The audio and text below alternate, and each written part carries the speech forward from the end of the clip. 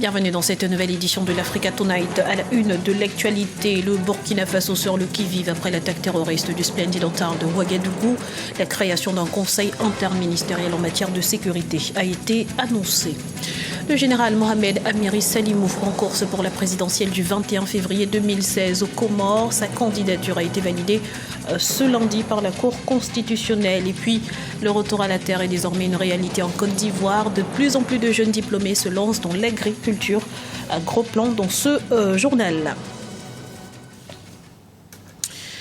Sécurité renforcée au Burkina Faso suite à l'attaque terroriste du Splendid Hotel et du café-restaurant Le Cappuccino de Ouagadougou. Le gouvernement a décidé la création d'un comité interministériel pour formuler des propositions transversales en matière de sécurité. Explication avec Birama Saounera. Au Burkina Faso, le gouvernement décide de créer un comité interministériel en matière de sécurité. Il s'agit de mettre en place un cadre d'échange et des propositions sur des stratégies de prévention et des réponses sécuritaires immédiates.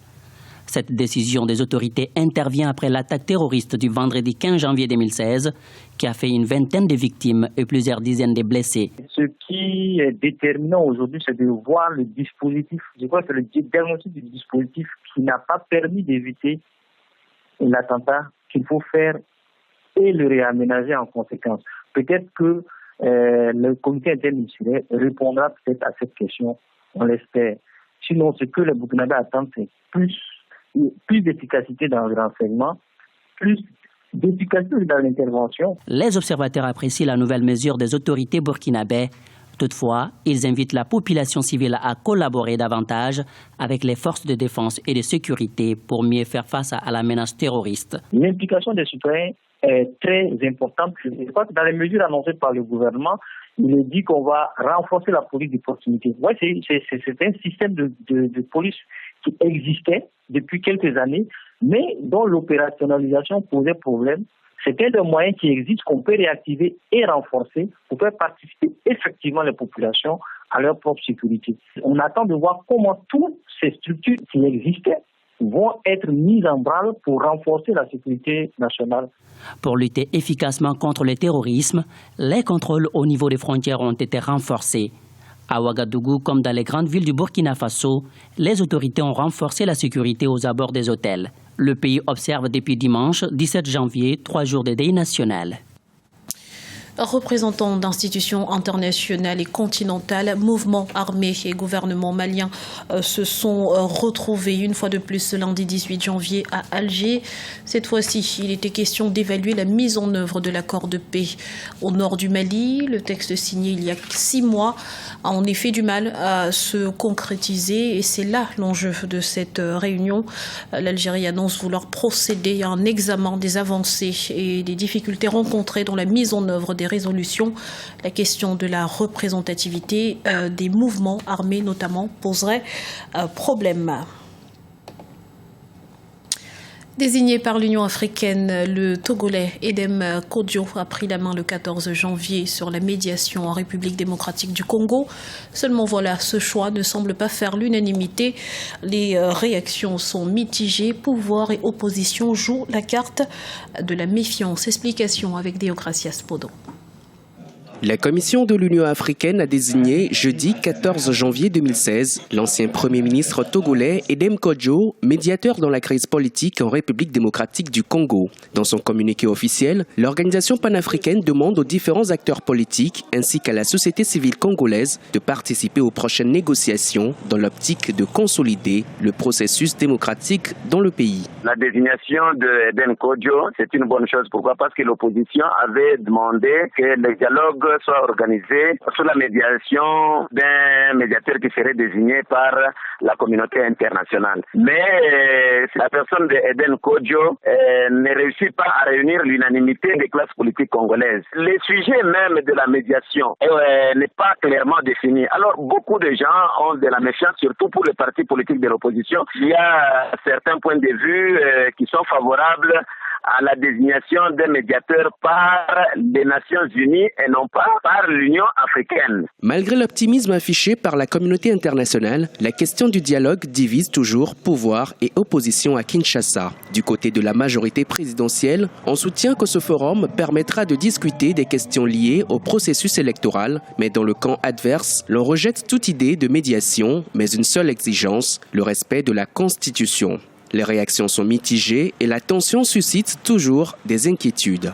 En tout cas, l'unique chance, c'est que les acteurs politiques doivent se mettre d'accord sur le calendrier électoral. Si vraiment on peut dépassionner les différents débats et que vraiment les deux classes peuvent accepter le respect de la Constitution, je crois que c'est la voie qui peut vraiment nous conduire à décrisper la situation politique en RDC. Mais si on veut prévaloir beaucoup plus ici les intérêts partisans, en tout cas nous allons traîner comme ça et il n'y aura rien absolument. La crise politique perdure en République démocratique du Congo. Certains opposants estiment que la tenue d'un dialogue politique serait destinée à prolonger le mandat de l'actuel président Joseph Kabila qui s'achève en décembre 2016. Pour l'Union africaine, la réussite de la médiation confiée à l'ancien Premier ministre togolais sera le seul moyen de relever les nombreux défis politiques et sociaux auxquels est confrontée la République démocratique du Congo. De l'armée à la magistrature suprême, le général Mohamed Amiri Salimou est en course pour la présidentielle du 21 février 2016 aux Comores. Lutte contre le chômage et développement des infrastructures sont au cœur de son programme électoral. Plus de précisions avec Paul de Singoué.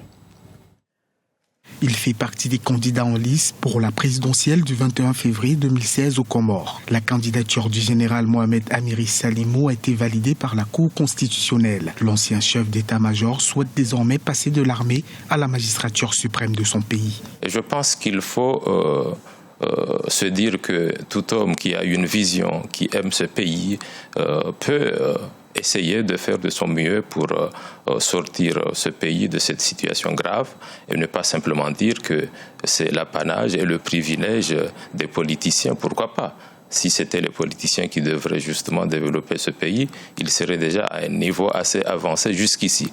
On sent qu'ils ont échoué, qu'ils donnent aussi la chance à ceux qui, comme eux ou peut-être plus qu'eux, aiment les Comores. Artisan de la libération de l'île comorienne d'Anjouan en 2008, le général Mohamed Amiri Salimou est aussi celui qui a mené la refondation de l'armée. S'il est élu au soir du 21 février 2016, le général Amiri promet de résoudre la question du chômage, mais surtout de développer l'économie des Comores. Il prévoit d'injecter près de 50 milliards de francs CFA chaque année dans le développement des infrastructures. Je suis convaincu qu'il faut plutôt des grands chantiers pour les Comores. Il ne faut pas des actions par-ci, par-là, il faut des grands chantiers. Dans ce contexte, moi, je vais lancer un chantier, plusieurs chantiers qui comportent plusieurs volets dans le domaine de l'eau et de l'électricité, dans le domaine de la santé, dans le domaine de l'éducation, dans le domaine, là encore, des nouvelles technologies de l'information et de la communication, des infrastructures routières,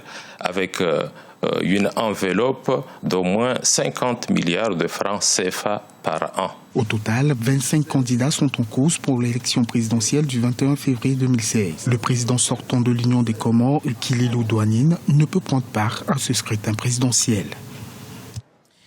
Dans le reste de l'actualité, le projet de loi constitutionnelle du président Macky Sall a été dévoilé ce dimanche au Sénégal.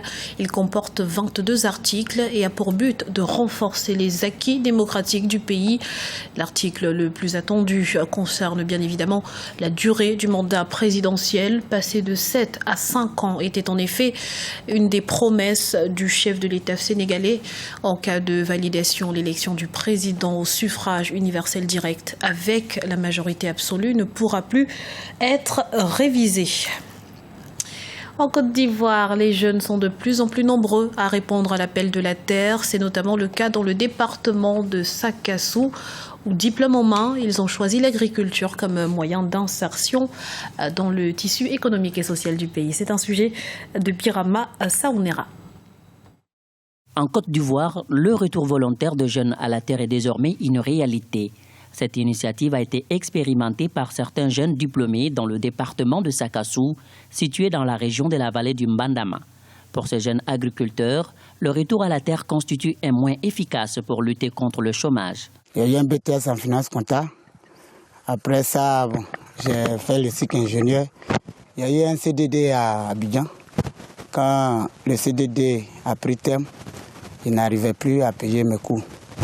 Donc, je faisais assez de demandes et il n'y avait pas de suite à mes demandes. Ayant quitté les études, j'ai préféré venir à la terre pour avoir un peu sur moi, pour pouvoir mener une vie abordable.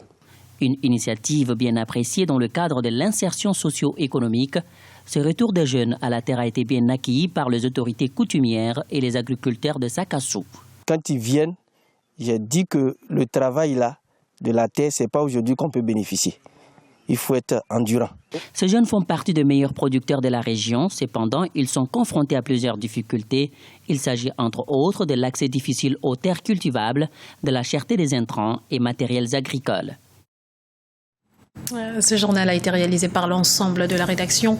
Nous vous remercions pour votre fidélité. Retrouvez dans un instant une nouvelle édition de l'information sur Africa 24.